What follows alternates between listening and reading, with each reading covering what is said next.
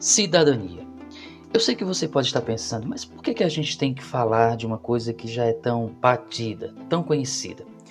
E antes que você pare de assistir esse vídeo, eu quero te convidar a se questionar se essa palavra está sendo colocada em prática na sua vida realmente.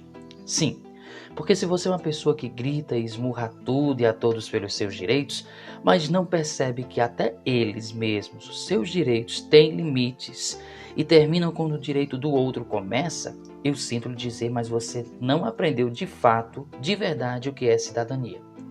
Agora, se você é uma pessoa tão passiva, que simplesmente prefere desconhecer seus direitos e se acostumou com a ideia ou o discurso de que só existe obrigações e deveres em sua vida, eu tenho que te dizer que você está se enganando ou provavelmente sendo enganado quanto ao que é ser cidadão. Se a gente entender que cidadania simplesmente nada mais é do que o exercício constante e diário dos nossos direitos e nossos deveres, é uma questão de lógica pensar o óbvio. Em hipótese alguma, um pode anular o outro. Quer dizer, direitos estão para os deveres, assim como os deveres estão para os direitos. O próprio termo cidadania, gente, é bem interessante em sua origem. Ele vem lá do latim, do antigo latim civitas, que quer dizer aquele que vive na cidade.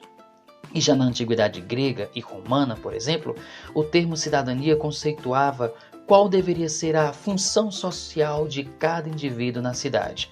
Qual é o seu papel, a sua obrigação. Percebeu que tudo foi falado até agora caminhando para deveres? Sim, a cidadania na antiguidade tinha algumas características peculiares. Ela era essencialmente voltada para os deveres do cidadão. Ou ser cidadão era privilégio só para homens, com idade politicamente ativa e naturais daquela cidade. Ou seja, mulheres, idosos, escravos e estrangeiros não eram considerados cidadãos, o que limitava a participação na vida pública a apenas 10% da população, grega ou romana. Vale lembrar ainda que as decisões da vida pública nesse período ocorriam de forma direta, ou seja, os próprios cidadãos resolviam as questões no lugar chamado ágora. E não havia nenhum tipo de votação para representantes públicos, como hoje.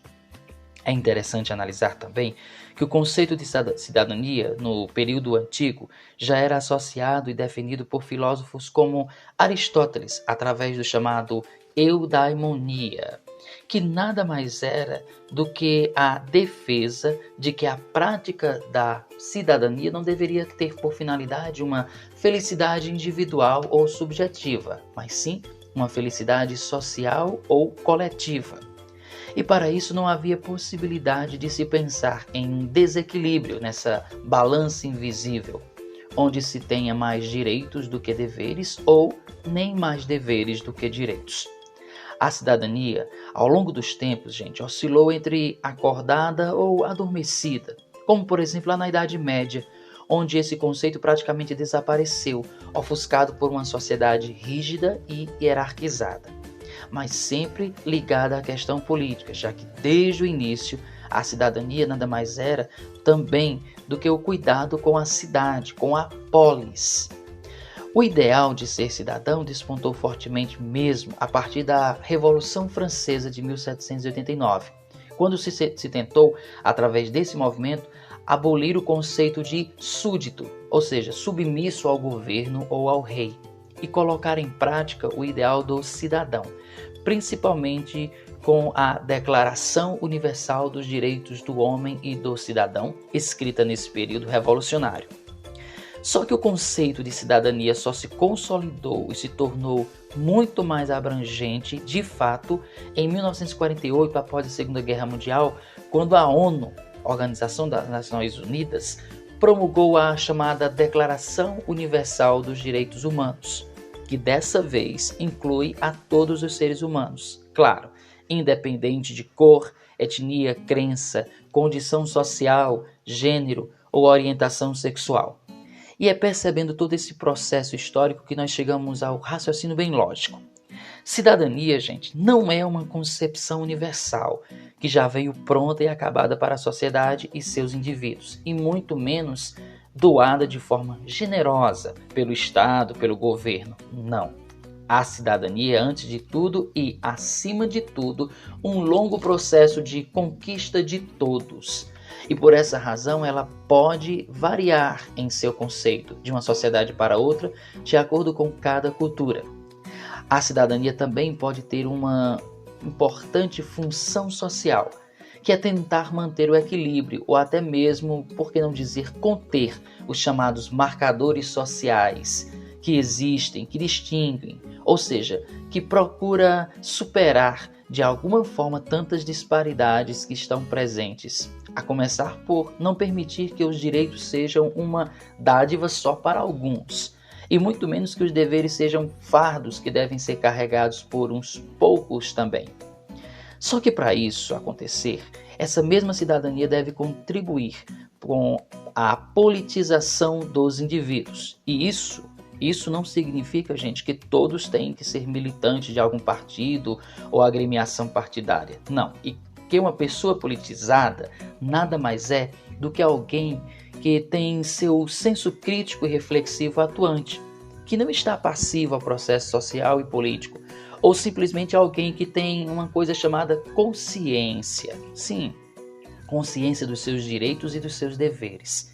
Ser politizado também é perceber que quando tratamos do termo cidadania, nós aprendemos que ela pode ter duas vias, apresentar dois caminhos diferentes, que nós podemos também chamar de, primeiro, cidadania formal, que é aquela institucionalizada por lei dentro de um direito internacional, onde existe a ideia de pertencer a uma nação, de ser portador de uma nacionalidade, e por isso que deve estar sujeito aos direitos e deveres desse território. Temos em segundo, além disso, a cidadania subjetiva, que nada mais é do que a prática pessoal e intransferível dos direitos e das obrigações dentro da sociedade a qual o indivíduo pertence e que deve cumprir todas enquanto cidadão e, claro, passe por todo esse processo do indivíduo, seus direitos e seus deveres, que ele pode sim usufruir.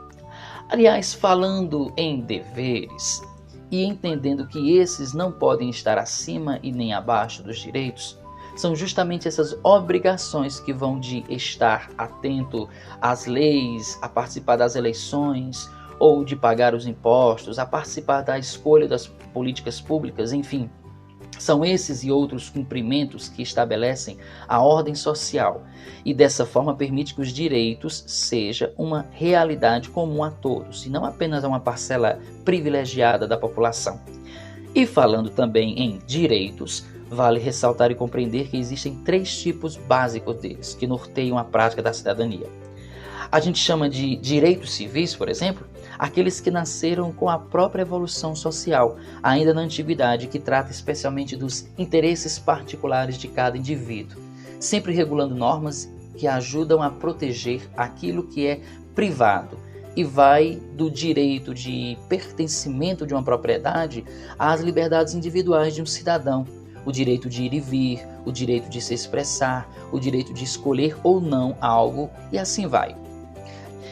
Existe, além disso, os chamados direitos políticos, que surgem de verdade somente no século XIX, dentro das revoluções burguesas, e nada mais são do que a possibilidade que o indivíduo tem de participar da vida pública de sua sociedade, seja votando e elegendo seus representantes, ou mesmo se candidatando a um cargo público, mas principalmente participando de forma efetiva na fiscalização de tudo o que acontece coletivamente nessa mesma sociedade em que ele vive. Esse direito foi adquirido através do chamado sufrágio universal, onde todos podem, independente de cor, raça, crença, religião ou qualquer coisa, participar da vida pública. E não se pode esquecer também dos chamados direitos sociais, que se consolidaram fortemente mesmo a partir do século XX em países ocidentais, que passaram a expandir o discurso burguês do estado de bem-estar, onde para isso princípios básicos como moradia para todos, trabalho, transporte público, educação, saúde de qualidade, saneamento básico, políticas sociais de segurança e de lazer, enfim, tudo aquilo que gerasse uma qualidade de vida adequada a todos deveria ser implantada na sociedade. Vale mesmo concluir, gente, com essa conversa, que temos uma certeza, a de que não podemos, em hipótese alguma, nos eximir e nos afastar da responsabilidade do ser cidadão. E com isso também significa assumir de tudo, que sair de qualquer falsa neutralidade e mais ainda de qualquer passividade, passando a assumir em si a postura coerente de indivíduos que precisam lutar, ser conhecedor e praticante de seus direitos, sim, mas também lutar, ser conhecedor e praticante de seus deveres. Esse é o sentido da cidadania. E fora disso, estamos longe do real significado do que é ser cidadão, já que os meus direitos terminam quando os do outro começam. E, ao começar os direitos do outro, o que me resta são os meus deveres somente. Fica então a nossa reflexão. Um grande abraço e até a próxima!